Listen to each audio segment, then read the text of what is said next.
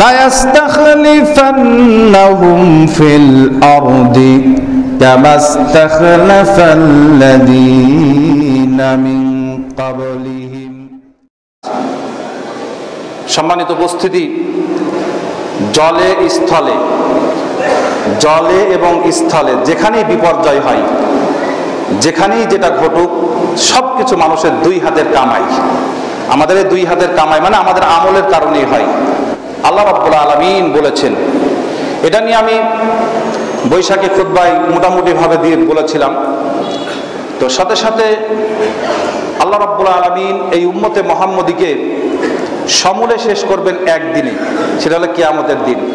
সেইটা হচ্ছে ভয়াবহ দুর্ঘটনা। আল্লাহ রাব্বুল আলামিন এই যে আমরা যেগুলো দুর্ঘটনার কথা শুনছি, এগুলোকে ছোট দুর্ঘটনা বলেছেন আল্লাহ রাব্বুল আলামিন।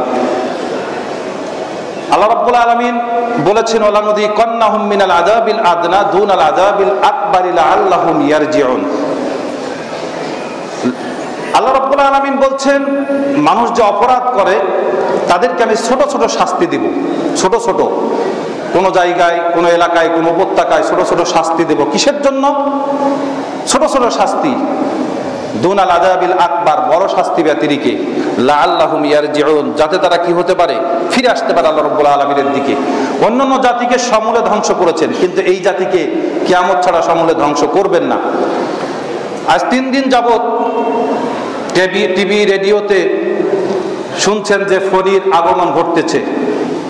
সম্মানিত উপস্থিতি, ফণী শব্দটা এসেছে সাপের ফণা থেকে। প্রথম শুনেছিলাম মাত্র 70 কিলোমিটার বেগে আসছে, তারপরে গতকাল ফাইনাল সংবাদ 150 থেকে 80 কিলোমিটার বেগে বাংলাদেশের উপকূলগুলোতে হামলা হানতে পারে। আজকে রাতের যে সংবাদটি, ফণীর যে শক্তিটা বাংলাদেশের যে আয়তন তার চাইতে দ্বিগুণ, বাংলাদেশ যে যতটুকু তার চাইতে দ্বিগুণ ক্ষমতা হচ্ছে ফণীর, বড় আর কি। ছবি সহ প্রকাশ করেছে। তো এখন লাস্ট সংবাদ হচ্ছে প্রথম আলো বা অন্যান্য সংবাদের, বাংলাদেশ অনেকটাই হালকা হিসাবে আঘাত হানতে পারে, সেটার মাত্রা আসতে পারে 80 থেকে 100 কিলোমিটার বেগে। ইতিপূর্বেই গতকাল ইন্ডিয়ার অন্ধ্রপ্রদেশে আঘাত এনেছে 110 কিলোমিটার বেগে, আর আজকে আঘাত এনেছে উড়িষ্যার পুরীতে 200 কিলোমিটার বেগে। 6 মিনিট 58 সেকেন্ডের একটি ভিডিও প্রকাশ করেছে উড়িষ্যার যে আঘাতটা এনেছে। আপনারা যদি দেখেন তাহলে বুঝতে পারবেন, রাস্তায় যে গাড়িগুলো আছে সেগুলো পর্যন্ত উল্টিয়ে ফেলেছে। কারেন্টের খুঁটি, গাছ কোনোটাই রক্ষা পাচ্ছে না, সব সমান করে ফেলছে। বাংলাদেশেও আঘাত হানার কথা সন্ধ্যা থেকে শুরু করে নিয়ে 6টা থেকে শুরু করে নিয়ে সারা রাতই এর মধ্যে থাকবে। এই জন্য আমাদের সবার মধ্যে আতঙ্ক। আমাদের করণীয় কি? এই বিষয়টি নিয়ে আমাদের করণীয় কি? আমরা কি করতে পারি? আমরা দেখতে পাচ্ছি যে কিয়ামতের মধ্যে একটা ধেয়ে আসছে, শুনতে পাচ্ছি, এটা আমাদের কাছে খুব আতঙ্ক লাগতেছে। তো আমাদের এখন কি করতে হবে? কিছু তো করণীয় আছে না? কি করতে হবে? আমাদেরকে প্রথম কাজ যেটা করতে হবে সেটা হচ্ছে আল্লাহ সুবহানাহু ওয়া তাআলার কাছে আমাদেরকে তওবা করতে হবে বেশি বেশি। প্রথম কাজ, বেশি বেশি তওবা করতে হবে। কার উপরে আঘাত হানে তা আমরা বলতে পারি না। কে যে দুনিয়া থেকে চলে যেতে পারি এই দাপটে আমরা কেউ বলতে পারবো না। এই জন্য বেশি বেশি তাওবা ইস্তেগফার করবেন প্রথম। 2 নম্বর, আমাদের কিছু কিছু ভাষা চেঞ্জ করা উচিত। যেমন মোকাবেলা করব, মোকাবেলা করার ক্ষমতা আল্লাহ রাব্বুল আলামিনের কোনো গজবের, আল্লাহ রাব্বুল আলামিনের কোনো শক্তির মোকাবেলা করার ক্ষমতা কারণ নাই। মোকাবেলা মানে হচ্ছে আরবি শব্দ, মুখামুখি হওয়া। আমি লাঠি নিয়ে আছি, আরেকজন লাঠি নিয়ে আমাকে মারছে। এই মোকাবেলা শব্দটা আমাদের মনে হয় অন্য কোনো শব্দ ব্যবহার করা উচিত। 3 নম্বর কথা, আরেকটি শব্দ আমাদের দূরে রাখা উচিত, যেটা হচ্ছে প্রাকৃতিক দুর্যোগ। প্রকৃতি যেটা, এইটা নিজে নিজে চলতে পারে না, এটাকে কেউ না কেউ চালায়। কারেন্টটা নিজে নিজে চলতে পারে না, এর পাওয়ার হাউস আছে, কিছু মানুষ এটাকে চালায়। আর ঠিক তদ্রূপ প্রকৃতিটাকে চালান হচ্ছেন একজন, তিনিই হচ্ছেন আমার আপনার রব আল্লাহ সুবহানাহু ওয়া তাআলা। তাহলে এর মোকাবেলা করার ক্ষমতা কারোর নাই। নবী করিম সাল্লাল্লাহু আলাইহি ওয়াসাল্লাম বলছেন, বান্দা আল্লাহ সুবহানাহু ওয়া তাআলাকে কষ্ট দেয়। সাহাবীরা জিজ্ঞাসা করেছিল, কিসের কষ্ট? নবী করিম সাল্লাল্লাহু আলাইহি ওয়াসাল্লাম বলছেন যে তারা বাতাস আবহাওয়াকে গালি দেয়। আবহাওয়াকে গালি দেওয়া আল্লাহকে কষ্ট দেওয়া। আবহাওয়া পরিবর্তন করেন আল্লাহ সুবহানাহু ওয়া তাআলা। এজন্য এই শব্দগুলো আমাদের পরিবর্তন করা উচিত। তারপরে যে করণীয়টা, আমাদের বিপদ আপদ দেখলে নবী করিম সাল্লাল্লাহু আলাইহি ওয়াসাল্লাম সালাত আদায় করতেন, নফল সালাত আদায় করতেন।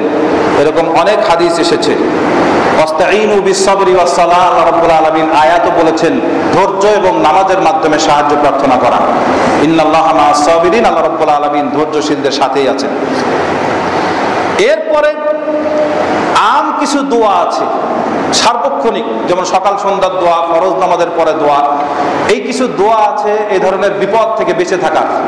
যেমন 5 ওয়াক্ত ফরজ সালাতের পরে নবী করিম সাল্লাল্লাহু আলাইহি ওয়াসাল্লাম বলতেন, আল্লাহুম্মা ইন্নী আউযু বিকা মিন যাওয়ালি নি'মাতিকা ওয়া তাহাওয়ালি আফিয়াতিকা ফুজাতি নিকমাতিকা ওয়া জামিই সাখাতিকা। একটি দোয়া কেউ যদি পড়ে, আল্লাহ রাব্বুল আলামিন তাকে হেফাজত করে নিন, সে যেন নিজের হেফাজত নিজেই করে নিল। দোয়াটির অর্থ কি? আল্লাহুম্মা ইন্নী আউযু বিকা মিন যাওয়ালি নি'মাতিক, হে আল্লাহ আমি তোমার কাছে আশ্রয় প্রার্থনা করছি যাওয়ালি নি'মাতিক, তোমার হঠাৎ করে নিয়ামত উঠে যাওয়া থেকে। ওয়া তাহাওয়ালি আফিয়াতিক, হঠাৎ করে আমার নিরাপত্তা আছে, নিরাপত্তা পরিবর্তন হওয়ার। আমরা কত সুন্দর জীবনযাপন করছিলাম, হঠাৎ করে এত তীব্র গরম শুরু হলো, আমাদের কষ্ট শুরু হয়ে গেল। আবার হঠাৎ করে আবহাওয়া অফিস থেকে বলে দিল যে আসছে ফনি, আমাদের উপরে চরম বিপর্যয় নেমে আসতে পারে। এই যে ওয়াতাহাওয়ালি আফিয়াতিক, নিরাপত্তার পরিবর্তন, আল্লাহ রাব্বুল আলামিন এটা থেকে আমরা তোমার কাছে আশ্রয় প্রার্থনা করছি। ফুজাতি নিকমাতিকা ওয়া জামিই সাখাতিক, হঠাৎ শাস্তির আক্রমণ আর তোমার যাবতীয় ক্রোধ রাগ হতে আল্লাহ তোমার কাছে আমরা আশ্রয় প্রার্থনা করছি। তাহলে আম দোয়া 5 ওয়াক্তে পড়তেন। বিসমিল্লাহিল্লাযী লা ইয়াদুররু মা ইসমিহি শাইউন ফিল আরদি ওয়া লা ফিস সামাই ওয়া হুয়াস সামিউল আলিম। এই দোয়াটি সকাল সন্ধ্যা 3 বার পড়লে আল্লাহ রাব্বুল আলামিন তার বিপদ থেকে উদ্ধার করেন। এগুলো আম দোয়া। কিন্তু ঝড় আসলে কিছু দোয়া আছে, যেমন ছোট্ট একটি দোয়া আছে, আল্লাহুম্মা হাওয়ালাইনা ওয়ালা আলাইনা, হে আল্লাহ আমাদেরকে দিও না, অন্যদিকে তুমি ডাইভার্ট করে দাও, আমাদের উপরে তুমি চাপিয়ে দিও না, এটা ডাইভার্ট করে দাও।